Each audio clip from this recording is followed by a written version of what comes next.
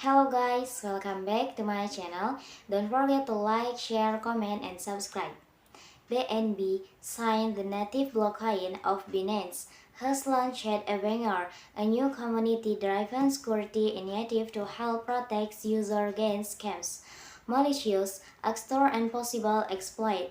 The security-centric decentralized Contomonos organization has been developed in association with leading security firms and popular crypto projects such as KTX. Returns the Phantom of the Opera, the longest-running show on Broadway, is set to close on due to a sharp draw in tickets sales even after New York theaters repented following the pandemic lockdown. Phantom is a staple within the Broadway world with over major theater wins and performance since its debut, and despite its legacy, the New York Post reported that the show was losing millions a month. Fans mourned the news across social media, reflecting on what the show has meant to the fans and audience alike. In January, the show cast Emil Koch is a first Black American actress to portray the lead role of Christine. The dedication broke racial barriers and made Broadway history, but her performance will be short-lived. The musical will celebrate its anniversary in January, followed by a final Broadway performance on February 18. Andrew Lloyd Webber's The Phantom of the Opera is based on the classic novel by Gaston Leroux and was originally directed by Harold Prince. Broadway legend including Michelle Carrot was the first to play the Phantom, have taken leading roles in the show.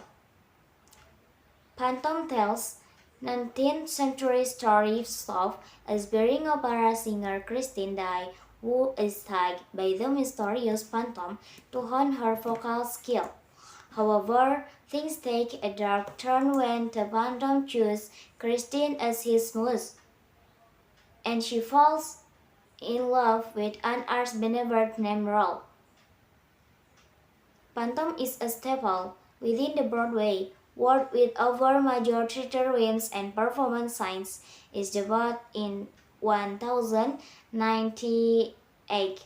Despite its legacy, the New York Post reported that the show was losing 1 million a month.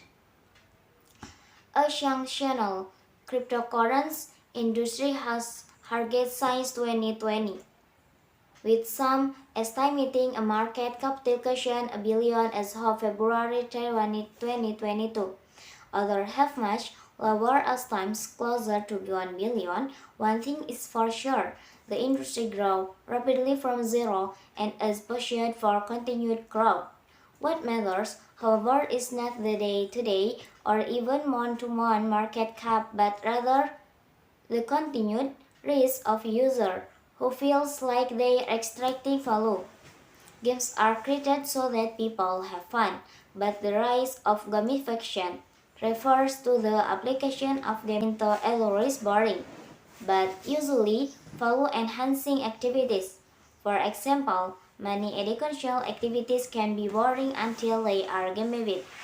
Technology can be applied to more in the material and scene, but it can also be used to help students learn how to navigate a large university campus. One Arizona State University's scavenger hunt, for instance, guides users to landmarks around Azusa Tempe campus for a fully virtual experience, or to visit in the real world. Gamifying the way students learn about the campus. Example of in-game skin selection from Mirai's card. House of Blueberry, provided by Catherine Mani Cristo, a Macredis in entrepreneur, economist, and professor. He serves as CTO for Living Opera, a Web3 multimedia startup, and holds academic appointments at Columbia Business School and Stanford University. Christos also held doctorates in economics and management science from Stanford University. The games aren't arcade so that people have fun, but there is of gamification.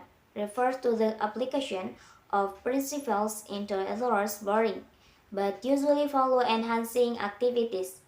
For example, many educational activities can be boring until they are gamified. Maybe that's all from me. Thanks for watching. Don't forget to like, share, comment, and subscribe.